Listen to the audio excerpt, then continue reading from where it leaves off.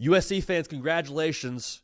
The Big Ten card is yours to have and to hold officially now. Final score in the Coliseum, a wet, rainy Coliseum, 26-21 over Iowa. We'll break it all down right now. Hey, USC, big one now this upcoming Saturday in Austin, in Eugene, College game day. If you beat Oregon, college football playoff conversation becomes very real.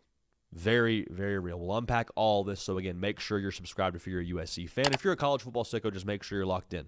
I want to go back to what I said to start this whole segment. USC, Big Ten card. It's yours. Stamped. Outrushed Michigan. Congratulations. One weird, wonky game against Nebraska at Nebraska. You won that one. Congratulations. You beat Iowa in a gross weather kind of game where neither team score in 30, Big Ten card is yours. Because everyone was talking about Lincoln Riley and the line of scrimmage deficiencies and the defense not being good enough when they were joining the Big Ten. But don't look now. USC's in a position to where, just what I said, if they beat Oregon, they get to that 10-win mark, USC is going to be very difficult, I think, to leave out of the college football playoff conversation. This game, to me, was a myth-buster game in a lot of ways for Lincoln Riley and what he's done since getting to USC. I was on the radio last night with the station in Los Angeles, and the host said to me, I've always believed Lincoln Riley to be a fraud. Good coordinator, good play caller, but when it comes to culture, when it comes to being a head coach and setting the tone for his football team, I don't see it. And I understand where that host was coming from, but last night, to me, being down 2 scores against Iowa, in Iowa, they flashed the graphic on the broadcast, something like 83-5 when leading at half. Not when they're up by 2 scores at half, when they're leading at half. And for USC to be down by the margin they were and to come back, you don't do that unless you have a good culture. Like, say what you want about Maava and Lemon and Lane and the defense and all that, and that should be mentioned. We'll talk about it throughout the course of this segment. You got to have some belief in your head coach, in your staff, in your way of doing things, in your plan, to come back by 2 scores, much less come back 2 scores down against that football team in Iowa that majors in everything that makes up what the Big Ten is. Neck rolls, smelling salts, fullbacks, run the football, physicality, solid defense, all those things, that's Iowa. And so for USC to be able to get it done in that fashion, in that weather, mind you, that weather favored Iowa 10 times out of 10. Cannot say enough good things about the way that Lincoln Riley has built that program since getting to Los Angeles, and I think you saw a big culmination of that last night. And really, you've seen it throughout the entirety of this year. I want to acknowledge this, too, because this was a conversation before the year, really going back to, I guess, 2 years ago when it comes to how Lincoln Riley's operated at USC. Can we give Lincoln Riley credit for evolving and being willing to changing? Got to give him credit, man, because there were points where under his old defensive coordinator, you're looking at that whole thing in Los Angeles and like, man, I don't see how we're ever going to get past this point. I don't see how we're ever going to become a team that can hang in the Big Ten. Then you hire Dan Lynn. Okay, things sort of evolve a little bit. You look better defensively. And then you go out and hire new GM and Chad Bowden. And the roster, I think, took some strides from that. Then you hire a new strength and conditioning coordinator. And the culture seems to have improved from that. Those things are all happening with Lincoln Riley's signature next to him. Okay?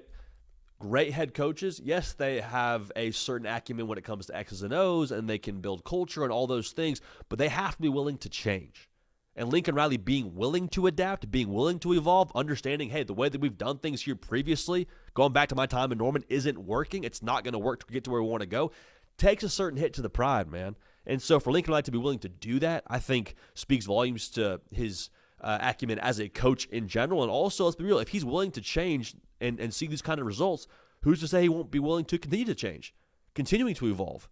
Who's to put a ceiling on what USC can be under Lincoln Riley if he's going to be willing to be open-minded the way he's been willing to be open-minded to the tune of beating Iowa the way they just beat them?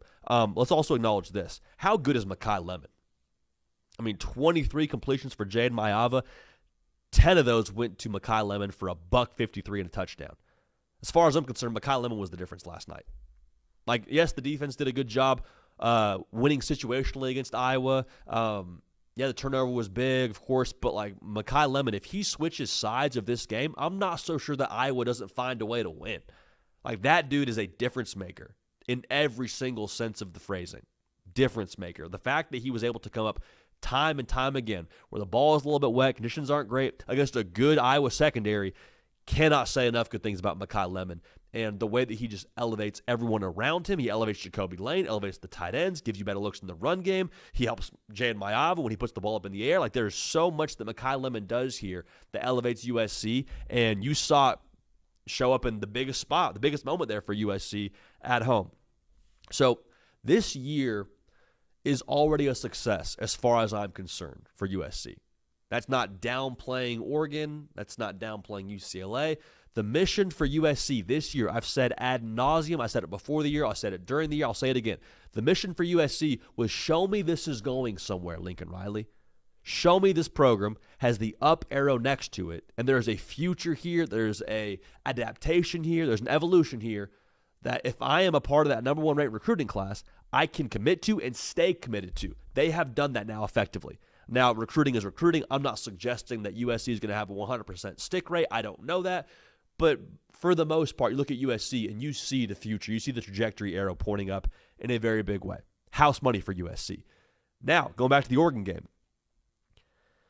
If I'm a house money team going to Eugene with the pressure on the home team to defend home turf, I don't know if USC is viewing themselves as a house money team at this point in time, but I think that's exactly the kind of situation I'd want to walk into against that Oregon team. Also, put it this way, I think the formula for USC to beat Oregon is very much so there. Like, why did Oregon lose to Indiana? Lost perimeter matchups offensively, weren't really able to protect Dante Moore. They got after him pretty frequently, and created turnovers, did Indiana. Okay, I look at USC, perimeter passing game. We established Makai Lemon's a guy. Jacoby Lane, is a dude as well. Okay, check. Opportunity there. Top 15 sack rate in America for USC. Okay, applying pressure on paper. That's there. Takeaways, right around 2 a game for USC. Check. That's there. So it's all teed up for USC now to go give Oregon a real good game in Autzen. And so I wouldn't be shocked if this win over Iowa for USC doesn't develop a little extra swagger, a little bit extra pep in your step. Everyone's talking about what you are in the Big Ten. You don't belong in this conference. You can't hang in this conference. Okay, cool. Beat Michigan, beat Nebraska, beat Iowa. The poster children in some ways for what Big Ten football is from a mentality perspective. All bets are off. All bets are off, and I cannot wait for that one in Eugene this upcoming Saturday. But USC, I think it's a culture-defining win for what they just got last night in the Coliseum. Getting it done over Iowa again, 26-21. USC fans, let me know in the comment section how you're feeling after this one. Excited to hear from y'all, and excited to break down this game against Oregon here on the channel in the future. For Cato on the ones and twos, myself, JD PicKell, appreciate y'all, love y'all. We will keep this party rolling. We will see y'all next time.